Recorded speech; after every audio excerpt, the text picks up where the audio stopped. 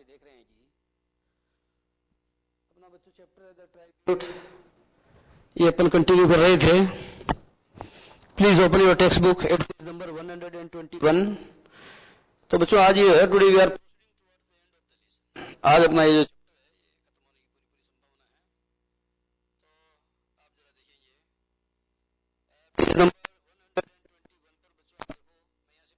It was mid day, माने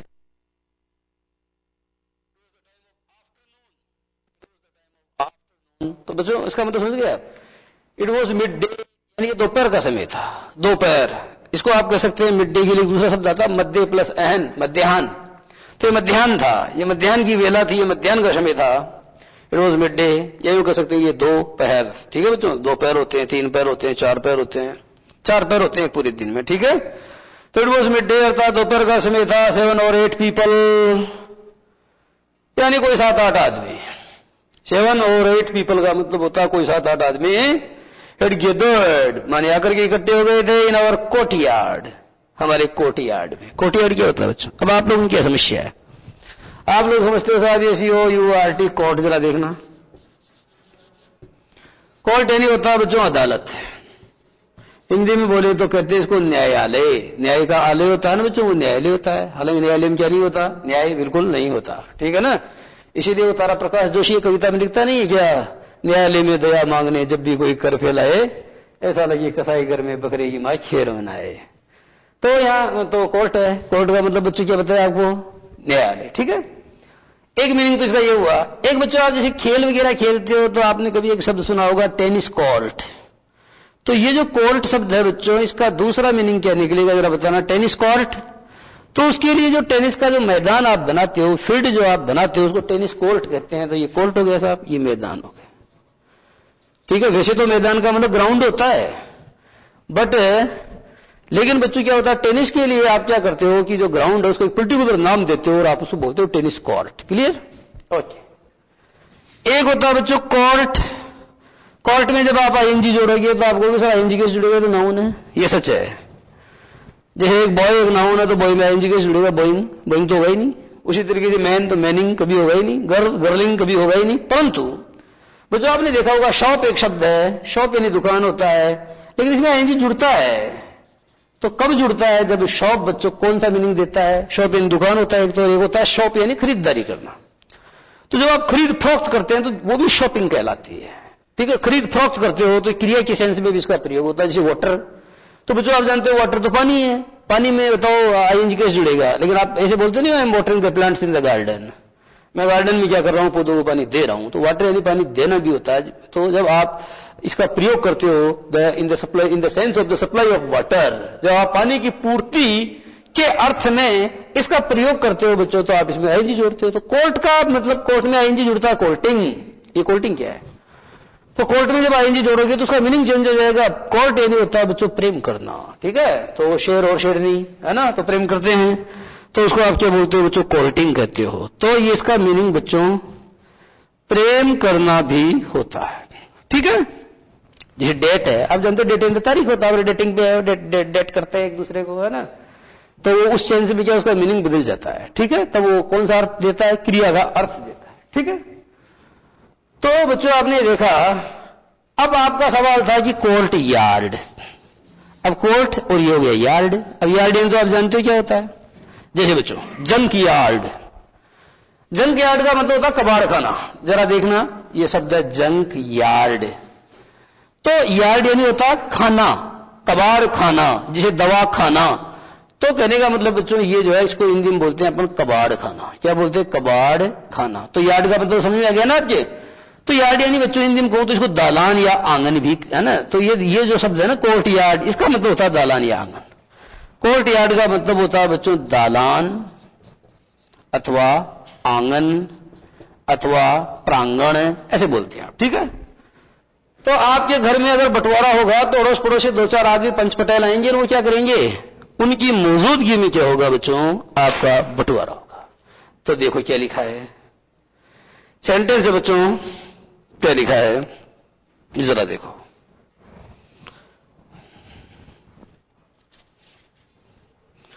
It was was midday अर्थात दोपहर का समय था 7 or 8 people had gathered in our courtyard.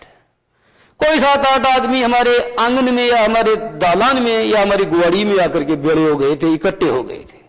अपन तो बच्चों गांव की भाषा में बात करें तो अपन उसको गुवाड़ी बोलते हैं। क्या बोलते हैं?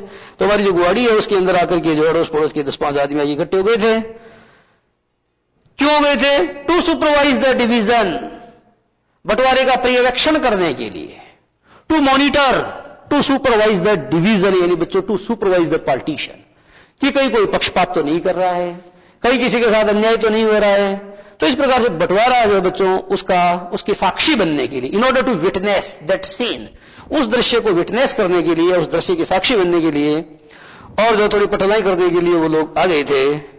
वी 3 brothers वर प्रेजेंट, हम तीनों भाई मौजूद थे। वी ऑल ऑफ अस, इसका मतलब बच्चों ऑल ऑफ अस का मतलब हम में से सारे लोग, ठीक है। All of us, we 3 brothers were present, अर्थात हम तीनों भाई वहां मौजूद थे। Mother was not to be seen, मां कहीं दिखाई नहीं दे रही थी।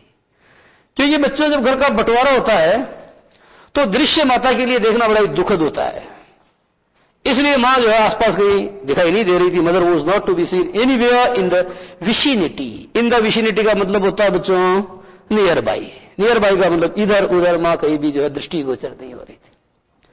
The scene of the partition of her house, उसके घर का बच्चों जो पार्टीशन हो रहा था उसका दृश्य जो था, दैट वाज अनबियरेबल और अनटोलरेबल फॉर द मदर। द इसलिए बोला क्योंकि वो मेरी नहीं उसकी है। जब आप अपनी मां की बात करते हो तो मदर बोलना चाहिए, लेकिन जब दूसरे की मां की बात करते हो तो द मदर बोलना चाहिए। पादर ये नहीं होता बच्चों अपना वाला, और द पादर का मतलब दूसरे का, ठीक है ना। बातें समझ में आ रही कि नहीं आ रही? तो mother was not to be seen, मां कहीं भी दिखाई नहीं दे रही थी। एनीवेयर का मतलब कहीं भी नहीं, तो कहीं भी नहीं दिखाई दे रही थी। इन द विसिनिटी माने आस पास। आस पास का मतलब बच्चों इधर उधर, इधर उधर मां जो है कहीं पर भी दिखाई नहीं दे रही थी। वी वर वेटिंग, वेट के बाद में क्या आता है बच्चों? फॉर। यह आता है वेट के बाद इन। ध्यान दो, दो ही प्रीपोजिशन वेट के बाद भी ज्यादातर देखे जाते हैं। एक तो होता है वेट फॉर, एक होता है वेट इन। जैसे she is waiting in the room, ये सही है। We are waiting for them, हम उनका वेट कर रहे हैं, ये भी बिल्कुल सही है। लेकिन बच्चों आपको दिया जाता है we are waiting of them, जो हमेशा गलत होता है। Wait shall never be followed by of. Wait verb के बाद में ऑफ का प्रयोग कभी नहीं आता है। ध्यान दो, वेट के बाद में तो बच्चों फॉर आता है, जरा ध्यान देना। वेट फॉर ये तो ठीक है, लेकिन बच्चों आपको दिया जाता है अवेट, और इसके बाद में भी फॉर दे दिया जाता है, ये गलत होता है। आई एम अवेटिंग यू, मैं तुम्हारा इंतजार कर रहा हूं। I am waiting for you, मैं तुम्हारा इंतजार कर रहा हूं। Both the sentences are grammatically correct, दोनों सही हैं। अवेट के बाद में फॉर नहीं आएगा, वेट के बाद में फॉर जरूर आएगा। आई एम वेटिंग ऑफ यू, ये बिल्कुल गलत है, सरासर गलत है। कैसा गलत है? ये बच्चों सरासर गलत है। तो बातें समझ में आ रही? छोटी छोटी बातें हैं ये, जो आपके जीवन में बहुत काम आने वाली है। वेट फॉर होता है बच्चों, वेट इन होता है, ठीक है। वेट फॉर का बराबर क्या होता है? अवेट होता है। जब आप आगे ए लगा देते हैं अवेट, तो उसके बाद में फॉर का प्रयोग नहीं होता। जैसे कंपनी, और एक होता है बच्चों अकंपनी। अकंपनी जैसे she accompanied with her mother, तो बच्चों ये विद हटेगा। शी अकंपनीड हर मदर, उसने अपनी मां को क्या दी? अपनी सोहबत दी, अपनी संगत दी। तो मैं ये कहना चाहता हूं कि अकंपनी के बाद में विद का प्रयोग नहीं करना चाहिए। अकंपनी के बाद में विद का प्रयोग नहीं करना चाहिए। अवेट के बाद में कभी फॉर का प्रयोग नहीं करना चाहिए। और बच्चों डिस्कस के बाद में डिस्कस के बाद में कभी अबाउट का प्रयोग नहीं करना चाहिए। ऑर्डर के बाद में कभी फॉर का प्रयोग नहीं करना चाहिए। जैसे I ordered for lunch, no, hotel में आपको आई ऑर्डर्ड लंच, मैंने लंच ऑर्डर किया। अब बच्चा मुझसे सवाल पूछता है, एक ठेडा सा सवाल, एक वक्र प्रश्न, क्या कि सर आपने लंच को ऑर्डर किया या बेरे को ऑर्डर किया? ये तो सच है कि मैंने बेरे को ऑर्डर किया, लेकिन उसको क्या ऑर्डर किया? मैंने बच्चों उसको लंच ऑर्डर किया। तो लंच ऑब्जेक्ट है, क्या का जवाब दे रहा है। तो ये भाषा का अंतर है बच्चों, this is the difference of language. इसको इसी रूप में आपको समझना होगा। आइए बढ़ाएं अपनी बात को।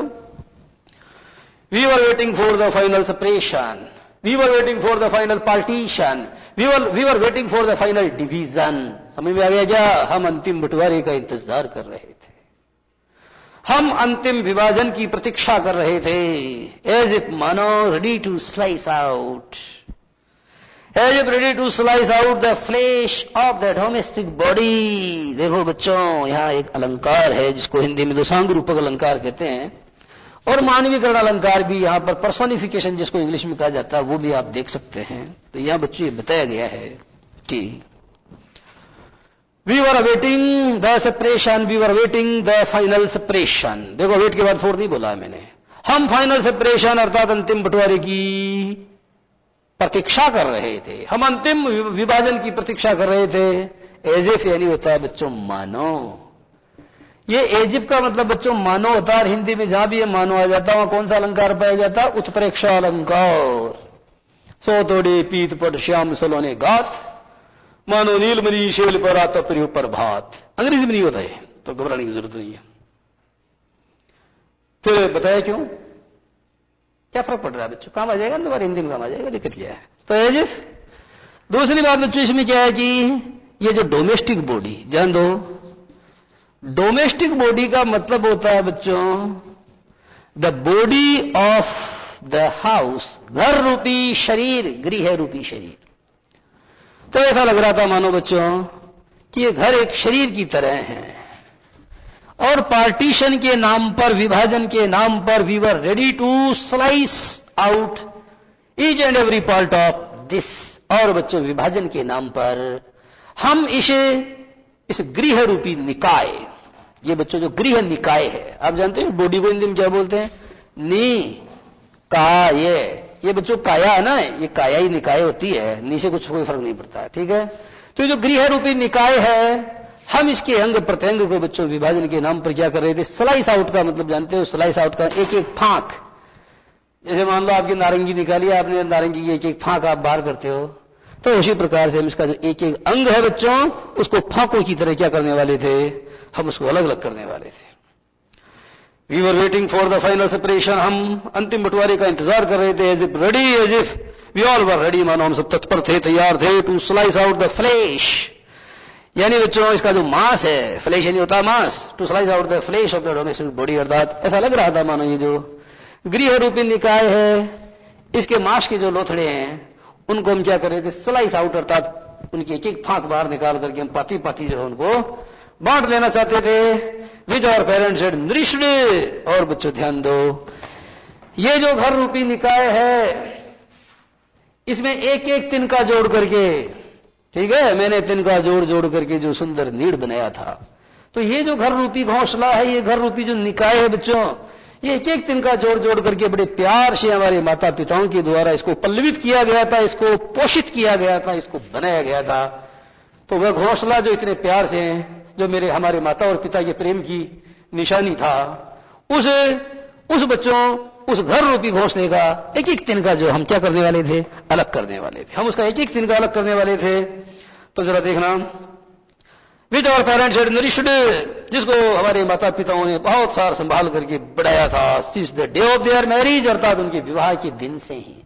यानी ये घर जो है बच्चों, ये घर रूपी घोंसला किसकी निशानी था? ये मेरे माता और पिता के प्रेम की निशानी था, ये उनके दाम्पत्य जीवन की निशानी था।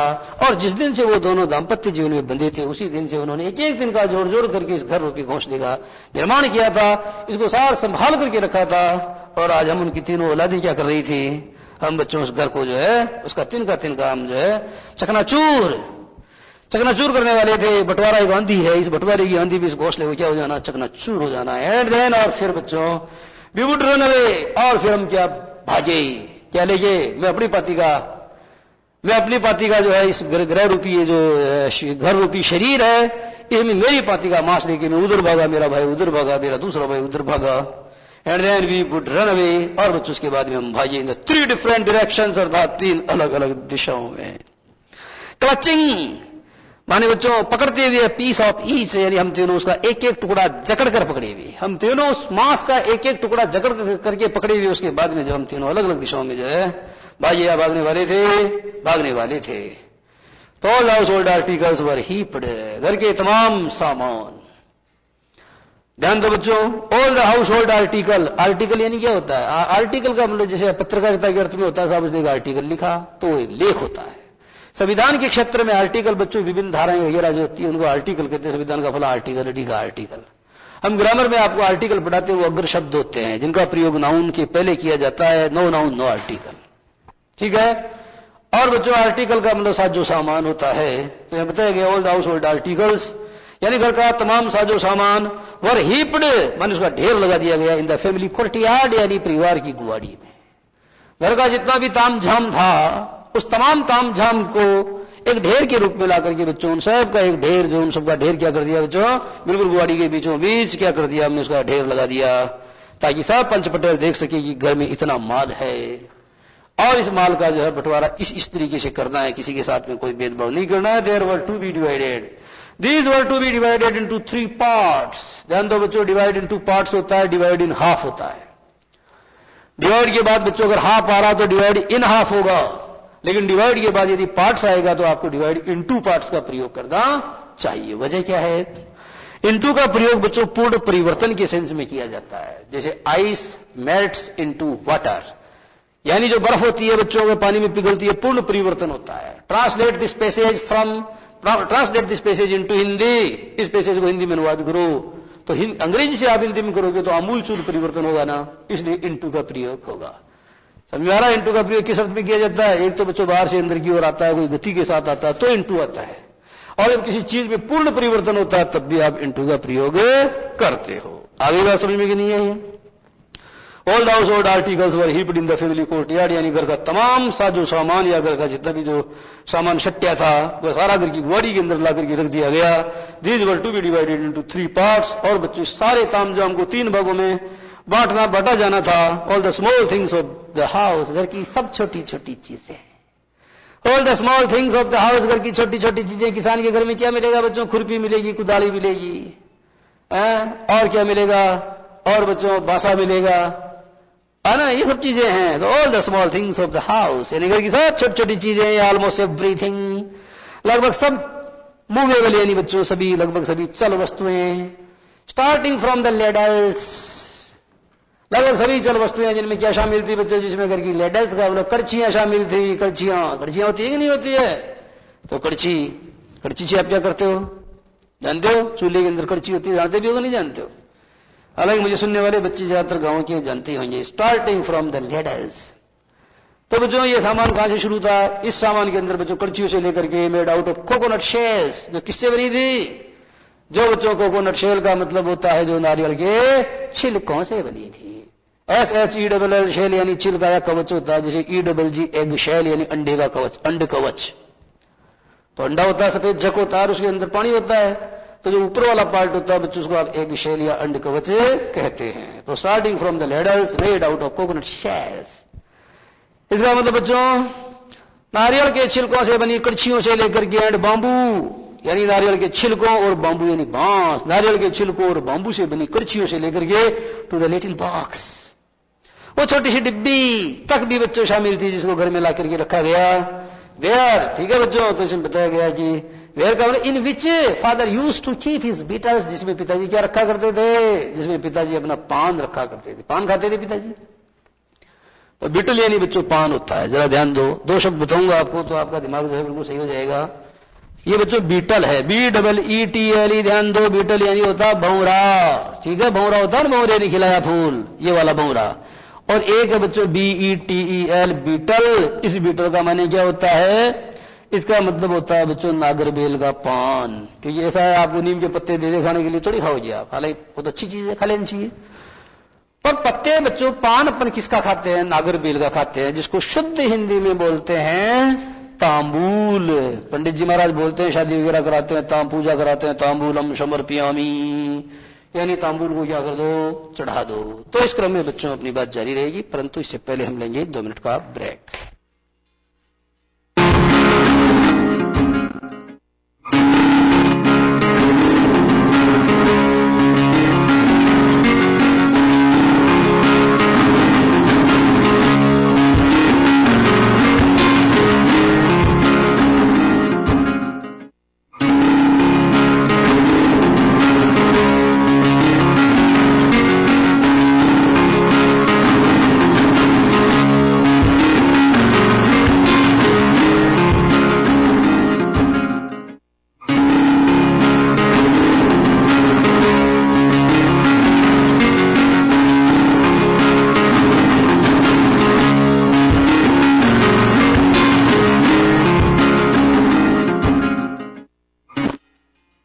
तमाम छोटी छोटी चीजें बच्चों घर के दालान में ला करके रख दी गई, घर की गुआड़ी में ला करके रख दी गई। और बच्चों ये चीजें कहां से शुरू हो रही थी? तो मैंने कहा ये बच्चों ये नारियल के छिलकों तथा बांबू यानी बांस, नारियल के छिलकों और बांबू यानी होता है बच्चों बांस। बांस को और क्या बोलते हैं? ये बच्चों हिंदी का शब्द है, ठीक है, कीचक यानी बांस होता है, ठीक है। तो नारियल के छिलकों और बांस से बनी हुई करछियों से लेकर के बच्चों छोटी से छोटी जो एक छोटी डिब्बी थी, in which father used to keep his betels, जिसमें पिताजी अपने क्या रखते थे? जिसमें पिताजी अपने पान रखा करते थे बच्चों, उसका भी बंटवारा होगा, उसकी भी पाती होगी, सब चीजें ला करके रख दी गई। नेक्स्ट खरवाड़िया, कुल्हाड़ी, एंड्रॉइड रेडियो, और बच्चों पुराना फिलिप्स का रेडियो, बहुत बड़ी बात थी, इस घर में रेडियो था, ये तो काफी अच्छे और खाते पीते लोग होंगे। तो next and the old radio set, यानी कुल्हाड़ी लाके रखी गई, पुराना जो है बच्चों फिलिप्स का रेडियो का सेट था वो लाके रखा गया। टू यानी ही हैड बीन प्रोड्यूस्ड, यानी उसको भी प्रोड्यूस कर दिया गया। प्रोड्यूस जानते हो? प्रस्तुत कर दिया गया। हैड बीन प्रेजेंटेड अर्थात उस सबको सबके सामने प्रस्तुत कर दिया गया। अब देखो बच्चों, आइए सुनो। A long list of all the items was made. A long list of all the items. A long list of all the items. देखो बच्चों, यहां आप लोग थोड़ा कंफ्यूज होते हो। ये सब्जेक्ट वर्ब एग्रीमेंट का नियम है, जरा ध्यान से समझा।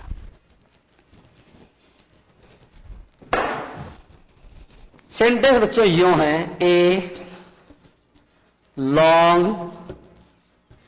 List of all the items, ठीक है, और आगे आ गया मेड। अब बच्चों प्रश्न यह है कि इसमें क्या भरूं? मेरा मतलब इसमें वाज भरूं या वर भरूं? तो आप इस बात को जरा दिमाग लगाओ बच्चों। मेरा सवाल यह है कि वाज वर तो आ जाएगा, पर मुझे बताओ सेंटेंस का सब्जेक्ट क्या है? तो सब लोग ये जानते हो, ए long list of all the items का मतलब होता है बच्चों तमाम सामानों, देखो उल्टा अनुवाद होगा, तमाम सामानों की एक लंबी सूची, तमाम सामानों की एक लंबी सूची वाज माने थी, मेड यानी बनाई गई। तो बच्चों आप बताओ इस वाक्य का कर्ता क्या है? तो इस वाक्य का कर्ता है बच्चों इतना सारा, इसका कर्ता है।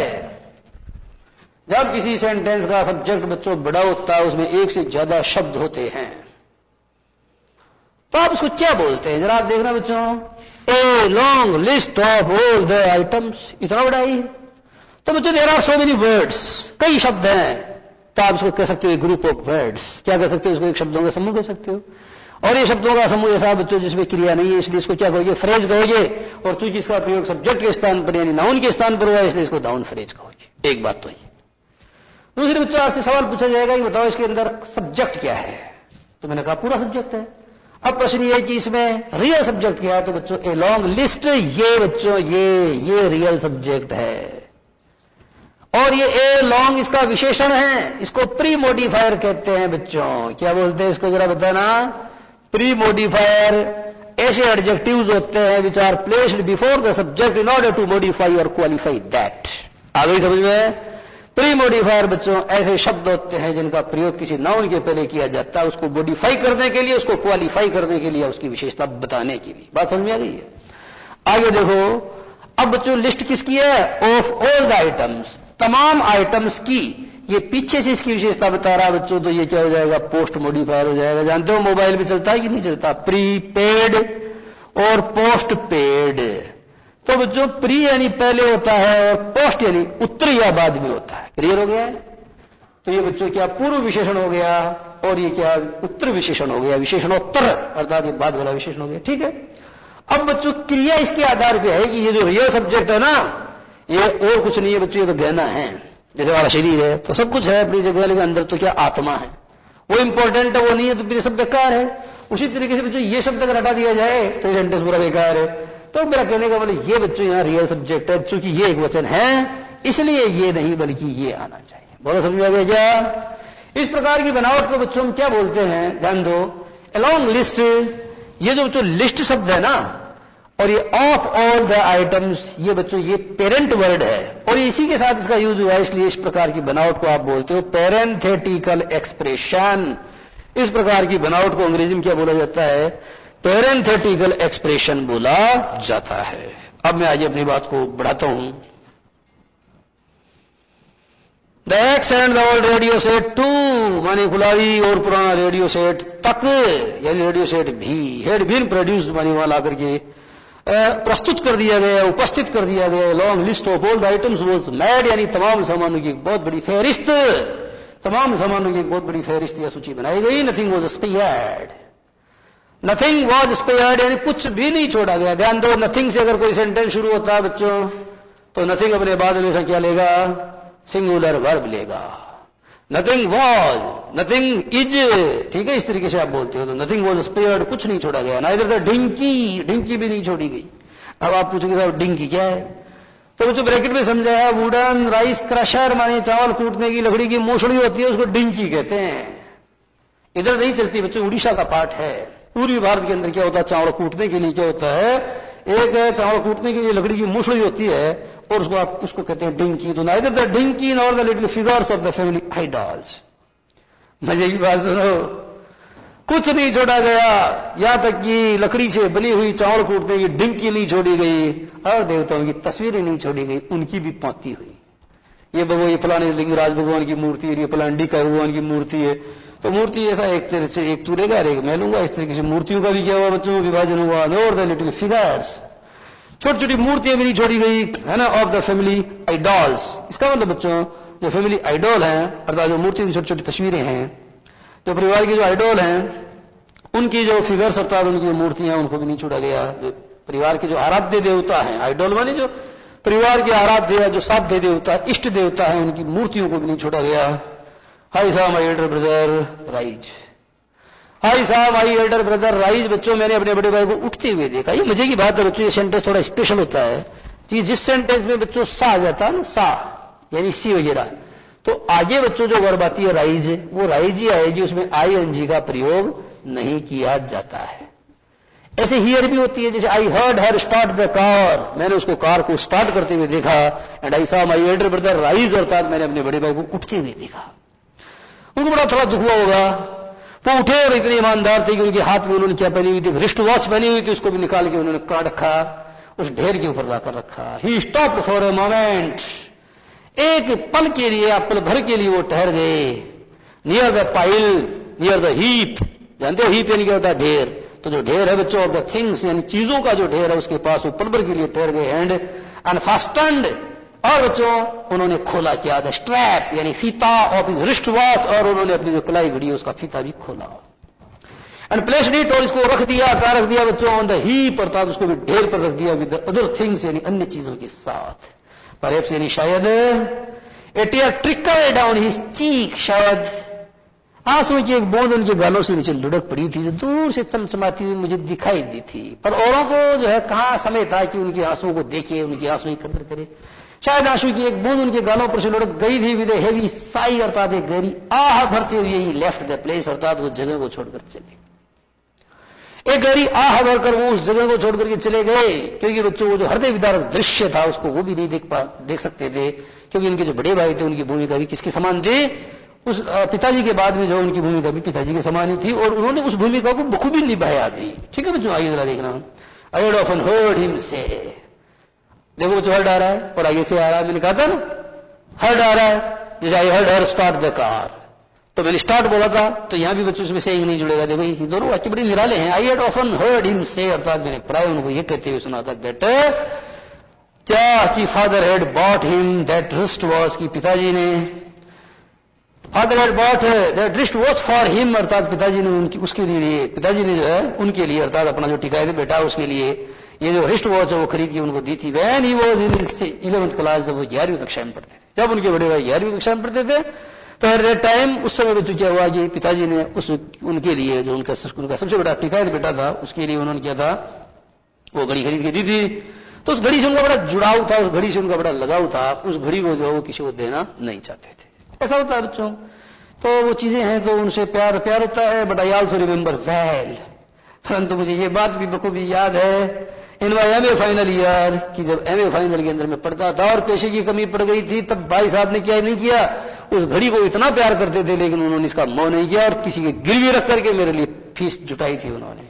तो but I also remember well, परंतु ये बात भी मुझे बखूबी याद है इन माई एमए फाइनल ईयर, जब मैं एमए फाइनल में पढ़ता था, एंड मॉर्गेज्ड, उन्होंने गिरवी रख दिया था, दैट वॉच, अर्थात उन्होंने उस घड़ी को गिरवी रख दिया था टू सेंड मी मनी, मुझे पैसा भेजने के लिए, to go to Delhi for an interview, अर्थात एक साक्षात्कार के लिए मुझे दिल्ली भेजने के लिए, अर्थात एक साक्षात्कार के लिए मुझे दिल्ली भेजने के लिए। तब बच्चों उन्होंने क्या नहीं किया था, उस घड़ी के प्रति उनका इतना प्यार था, इतना मोह था, बावजूद इसके उन्होंने उस घड़ी को मॉर्गेज किया। मॉर्गेज का मतलब बच्चों रहन रखा, जैसे बैंक में क्या करते हैं, जमीन को क्या कर देते हैं, मॉर्गेज कर देते हैं। तो मॉर्गेज करना स्पेलिंग जरा ध्यान से देखो बच्चों, MORT। अब आप क्या करते हो, टी बोलते ही नहीं हो, तो GAG स्पेलिंग थोड़ी स्पेशल है, ध्यान देने लायक स्पेलिंग है ना। तो बच्चों इस तरीके से उन्होंने इंटरव्यू के लिए मुझे भेजा। He had sent me an amount of 150 rupees. उन्होंने बच्चों मुझे 150 रुपए की रकम भेजी थी। उन्होंने मुझे 150 रुपए की रकम भेजी थी कि जा इंटरव्यू देने जरूर जाना, या मैं देख लूंगा। आई रिमेंबर क्लियरली, सब याद है मुझे, बहुत साफ साफ याद है। दिल रो रहा है मेरा, दिल रो रहा है मेरा। नो वन नोज वेदर, कोई नहीं जानता इस बात को कि the wrist watch would come back to him और नॉट। किसी को नहीं पता था कि रिस्ट वॉच अर्थात ये कलाई घड़ी वापस उनके भाई के पास आएगी या नहीं आएगी। किसी को नहीं पता था, किसी को नहीं पता था। लेकिन बच्चों वो बातें सब मुझे अच्छे से याद है।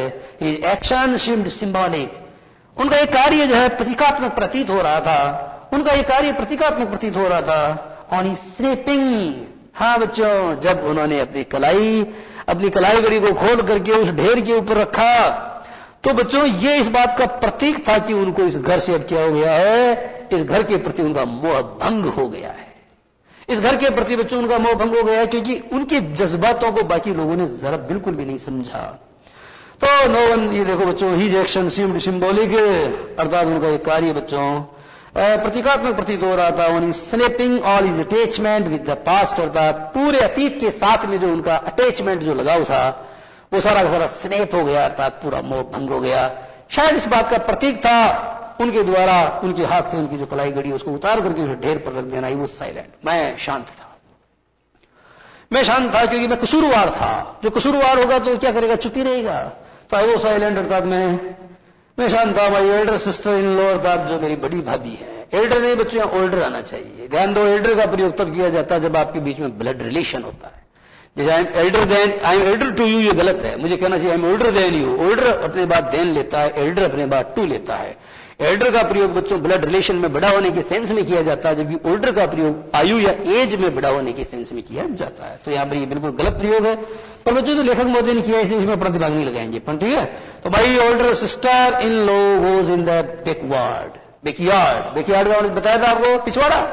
जैसे गुआड़ी होती है तो वो तो कोर्टयार्ड है, और बैकयार्ड क्या है, पिछवाड़ा है। तो मेरी जो बड़ी भाभी वो कहां खड़ी थी, मेरी बड़ी भाभी जिन्होंने मुझे अपनी संतान के समान पाल करके पोस करके बड़ा किया था, वो पिछवाड़े में खड़ी थी। लेकिन वो एक ऐसी पतिव्रता स्त्री थी, एक ऐसी तमीजदार औरत थी कि वो अपने पति के विरुद्ध बिल्कुल नहीं बोलती थी, भी उनको जैसा करना वैसा ही कर लें, ठीक है।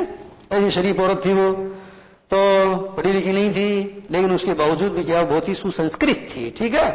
तो माई older sister in law was in the backyard, अर्थात जो मेरी बड़ी भाभी थी वो घर के पिछवाड़े में थी। My second brother was often whispering, और मेरा छोटा भाई जो था, जिस पूरी कहानी का मोजम्बो है, जिस पूरी कहानी का खलनायक है, वो क्या है बच्चों, जो मेरा छोटा भाई था, वो ऑफन विस्परिंग करता, तो बार बार आता अपने लुगाई के कान में जाकर कुछ कह के जाता। वो ऑफन विस्परिंग थिंग्स, यानी वो कुछ फुसफुसा रहा था इनटू हिज वाइफ्स ईयर, अर्थात अपनी घरवाली कान में आकर जो कुछ न कुछ फुसफुसाता था। दोनों पता नहीं क्या सारी गुप्त बातें कर रहे थे।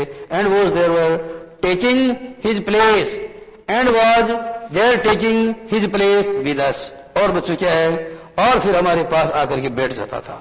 And was there taking his place with us, और फिर आकर के वो हमारे पास आकर के बैठे जाता था। It was like the butchers knife, मुझे ऐसा लग रहा था मानो कोई कसाई का चक्कू हो। It was like the butchers knife, अर्थात ये कसाई के चक्कू की तरह था। गोइंग टू द स्टोन, जो बार बार पत्थर के ऊपर जा रहा था। टू शार्पन इटसेल्फ, यानी कसाई का चाकू जो बार बार पत्थर के ऊपर घिसा जा रहा था, ताकि इसको और ज्यादा धारदार बनाया जा सके, ताकि इसको और ज्यादा क्या बनाया जा सके बच्चों, ताकि इसको बहुत ज्यादा धारदार बनाया जा सके। द एल्डर ब्रदर वॉज काम एंड कंपोज, लेकिन जो एल्डर ब्रदर थे बच्चों, वो इस सारे दृश्य से विचलित नहीं हो रहे थे। वो काम एंड कंपोज का मतलब बच्चों वो शांत थे और संतुलित थे। वो शांत थे और संतुलित थे, वो बिल्कुल शांत थे और संतुलित थे, लाइक ए परफेक्ट जेंटलमैन, अर्थात एक भद्र पुरुष की तरह ही was looking at the proceedings dispassionately, अर्थात तमाम जो कार्रवाई हो रही थी उसको वो देख रहे थे विरक्त भाव से। He was looking at all the proceedings, तमाम प्रोसीडिंग्स यानी जो कार्रवाई हो रही थी उस कार्रवाई के ऊपर बच्चों वो देख रहे थे। कैसे देख रहे थे? उस कार्यवाही के ऊपर बच्चों, कार्यवाही बोलते हैं पर जो होता गलत है, कार्रवाई बोलना चाहिए। ये कार्यवाही क्या है? कार्यवाही का मतलब तो है जो कार्यवाहक जो कुछ समय के लिए काम करे उसको कार्यवाही बोलते हैं। और अपन कहते हैं साहब आपने इस मामले में क्या कार्यवाही की, तो कार्यवाही बच्चों को शब्द नहीं, अशुद्ध शब्द है वो, कार्रवाई होता, कार्यवाही। ठीक है, सारा काम विरक्त होकर के देख रहे थे। Exactly as he had done on the day of the sacred third ceremony of his son, ठीक उसी प्रकार से जिस दिन उनके बड़े बेटे की क्या हुई थी बच्चों, सेक्रेड थर्ड सेरेमनी का मतलब होता है यज्ञोपवीत संस्कार। जिस दिन, तो एग्जैक्टली एज यानी ठीक वैसे ही जैसे ही हैड डन, ठीक वैसे ही जैसे कि उन्होंने किया था। किस दिन? On the day of the sacred third ceremony यानी यज्ञोपवीत संस्कार के दिन ऑफ हिज सन, अर्थात उनके बेटे के यज्ञोपवीत संस्कार के दिन जैसे वो चुपचाप विरक्त भाव से खड़े थे, ठीक आज भी वैसे ही खड़े हैं। And on the day of my marriage, और जिस दिन मेरी शादी हुई थी उस दिन भी वो बिल्कुल विरक्त भाव से खड़े थे।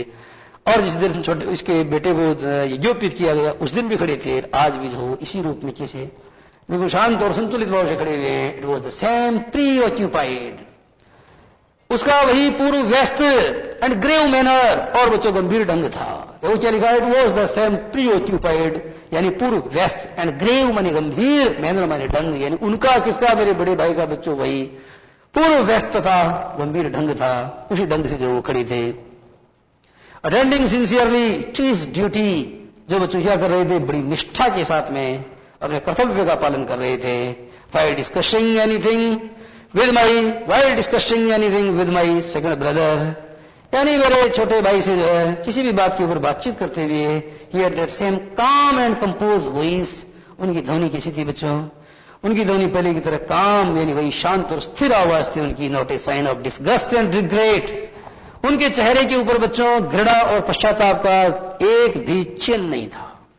उनके चेहरे पर घृणा और पश्चाताप का बच्चों क्या नहीं था? उनके चेहरे पर घृणा और पश्चाताप का एक भी जो है चिन्ह नहीं देख सकते थे आप। I remember the year father died, मुझे वो दिन याद है जिस दिन हमारे पिताजी का क्या हुआ था, स्वर्गवास हुआ था। आई रिमेंबर द डे, मुझे वो दिन याद है। कौन सा दिन? द ईयर फादर डाइड, जिस दिन पिताजी का स्वर्गवास हुआ था। We had to live under a great financial strain, हमको बच्चों रहना पड़ा था बहुत ही बड़ी वित्तीय तनाव में। वी हैड टू लिव, अर्थात बच्चों हमको रहना पड़ा था। वी हैड टू लिव, हमको रहना पड़ा था। अंडर मानी होता है में, दबाव में, ए ग्रेट फाइनेंशियल स्ट्रेन का वित्तीय तनाव के अधीन हमको एक बहुत बड़े वित्तीय तनाव के अधीन रहना पड़ा था। इट वॉज विंटर, बच्चों ये सर्दी का समय था, ये जाड़े का समय था। द चिल माने बच्चों बहुत ही जो कड़ाके की ठंड थी, वो एट इट्स हाइट, कड़ाके की ठंड जो है अपनी चरम सीमा पर थी। कड़ाके की ठंड अपनी चरम सीमा पर थी। We had a limited number of blankets, और हमारे पास सीमित मात्रा में कंबल थे। और भाई ऐसे थे कि खुद उगाड़े रहते थे, उसके बावजूद हमको क्या करते थे, कंबल उड़ाते थे। The cold was so biting, अर्थात बच्चों ठंड जो थी ना वो बड़ी बाइटिंग यानी होता काटने वाली थी, बड़ी तेज थी, है ना, चुभने वाली थी, बर्दाश्त नहीं होती थी। पर्टिकुलरली एट मिडनाइट, खास तौर पे आधी रात के समय। That one blanket was not enough for us one, अर्थात बच्चों एक कंबल एक व्यक्ति के लिए पर्याप्त नहीं होता था। तब भी वो अपना कंबल हटाते और मुझे जो है उड़ा करके वो खेतों पर काम करने के लिए बिना वस्त्रों की ही जो है चले जाते थे। तो बच्चों इस तरह से क्या देखा आपने? इस तरह से बच्चों आज की बात यही समाप्त है, और अगली बात अगली क्लास में। नमस्कार।